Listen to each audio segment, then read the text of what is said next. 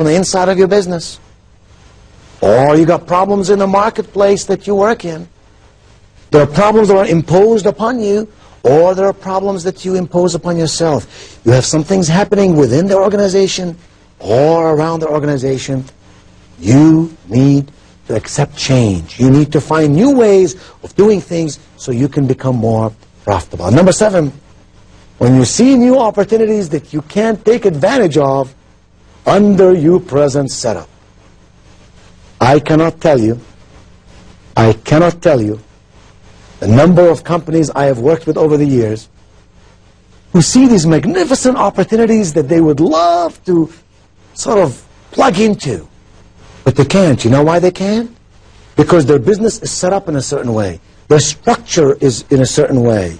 Their systems are already prescribed. And they say, why we would love to do this way, our system cannot take it.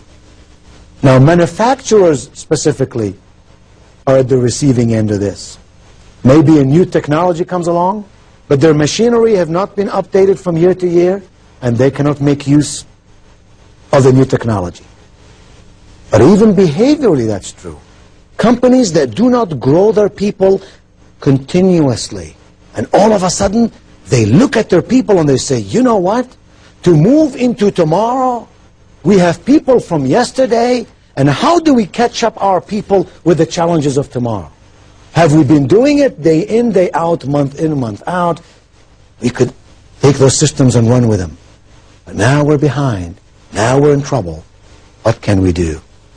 So even though change represents an opportunity, we're not set up to accept it in a very meaningful way. What I'm talking about here is planned change instead of change that you have to do because of circumstances. And planned change involves 3 stages. If you really want to instill change in your company in a planned and orderly manner, then there are 3 stages that you must understand. Here's the first one. This one we call the softening stage. Now what happens when you soften something? You apply heat to it. Let's take a piece of metal. You apply heat to the metal and it softens. You begin to attach a stigma to old behaviors and you stop rewarding them. If you want to change something in your organization, take that behavior you don't want, attach a stigma to it, and don't reward it anymore. Begin to soften the stage that says, you know what? This is not going to be acceptable anymore. We have to change so all of us can have jobs, so all of us can prosper, so we can survive in a competitive global marketplace. Prepare your employees through effective communication. Show them why change is necessary. Show them what benefits they can expect from it and what their roles will be after the change.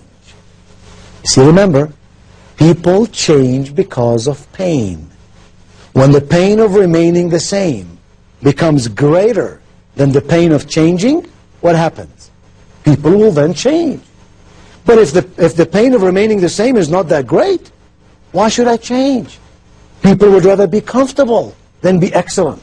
You have not given me a real cause why I should change. Just as sure as the sun rises in the east every day, when you attempt to implement change in your organization, you will find that you will get 3 attitudes from your people. Here they are. Some people will be supportive. Those are your best team players. Some people will be indifferent. They need education. They need motivation. They need inspiration. They don't care. And the 3rd attitude you'll get is one that we call opposing. They will oppose the change. And they will come up with all kinds of ideas and all kinds of debates why it should not happen. Now, all 3 of those attitudes are important. And you need to work at all 3 of them to bring them into your circle of influence and into your cycle of thinking if the change really is going to be implemented long term. So first we said the stage is called softening. The 2nd stage is called reshaping. Reshaping. This you might call a shift to the positive. Now you're less concerned with rooting out old ways, and you're more concerned with implanting new ways. In other words, convince your managers and your employees that the new way really is the right way. It's the right way for all of us. It's the right way for our employees, our company, and our customers. Compensation and reward systems must be redesigned to reflect the new values. In other words, you have to give people an opportunity to help plan and implement the change. So softening, reshaping, and that takes us into the third stage. And this one we call restabilizing. During this period, you want the new behaviors to become a natural part of the everyday routine in the workplace. When it comes to change, managers typically fall into one of three categories. Let's see if these people work with you or for you or next door to you. The first category of managers are those who deliver on commitments and share the new values. They deliver on commitments and they share these new values.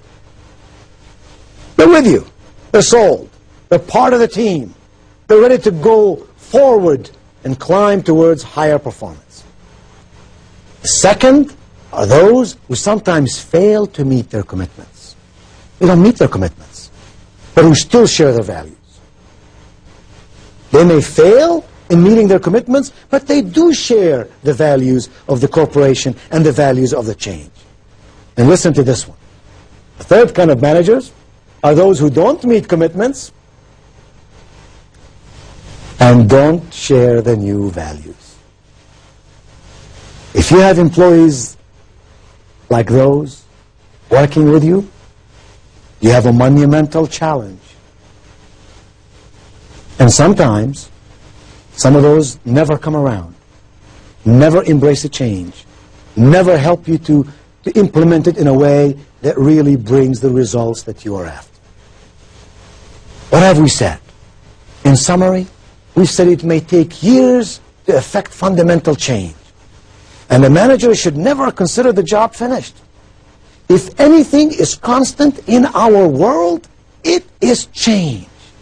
What you and I must do is ride on the train of change onwards and upwards, both personally and professionally.